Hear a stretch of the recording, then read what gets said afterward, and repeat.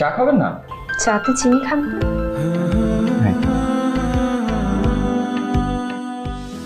ছোট পর্দা ও ওটিটির জনপ্রিয় অভিনেত্রী সাবিনা নূর নানা রকম চরিত্রে অভিনয় করে এরই মধ্যে তিনি প্রিয় হয়ে উঠেছেন দর্শকদের কাছে। নানা ওটিটিতে তাকে দেখতে দর্শকদের ভালোই লাগে, তবে ভক্ত দর্শকদের চাওয়া তাকে বড় পর্দায় দেখার। দর্শকদের সে চাওয়াই কি এবার পূরণ করতে যাচ্ছেন সাবিলা? এদিক সেদিক মিলিয়ে তেমনটাই ধারণা করছেন অনেকে। নাটকের কাজ কমিয়ে দিয়েছেন অভিনেত্রী, আর সেজন্য ভক্ত দর্শকদের মনে দানা বেঁধেছে প্রশ্ন, তাহলে কি নাটকের কাজ কমিয়ে দিয়ে সিনেমার প্রস্তুতি নিচ্ছেন তিনি? দেশের সংবাদ মাধ্যমের খবর, চলতি বছরেই আসছে সাবিলা নূরের নতুন চলচ্চিত্র। সম্প্রতি একটি প্রদর্শনীতে অংশ নিয়েছিলেন এই অভিনেত্রী। সেখানে নিজের চলচ্চিত্র নিয়ে সাবিলা নূর বলেন, নতুন একটি চলচ্চিত্রে দেখা যাবে শীঘ্রই, এর ঘোষণা আসবেই। এর আগে কথা বলা যাচ্ছে না কে কে থাকছেন, কে নির্মাণ করছেন, কে পরিচালনা করছেন, সবই জানা যাবে।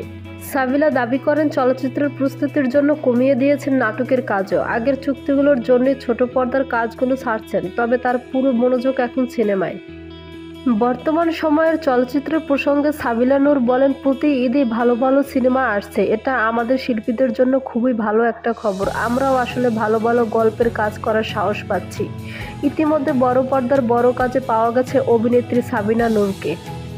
বাংলাদেশ ভারতের পৃষ্ঠপোষকতায় তৈরি হয়েছিল মুজিব, একটি জাতির রূপকার। এতে শেখ রেহানের ভূমিকায় অভিনয় করেন সাবিনা নূর।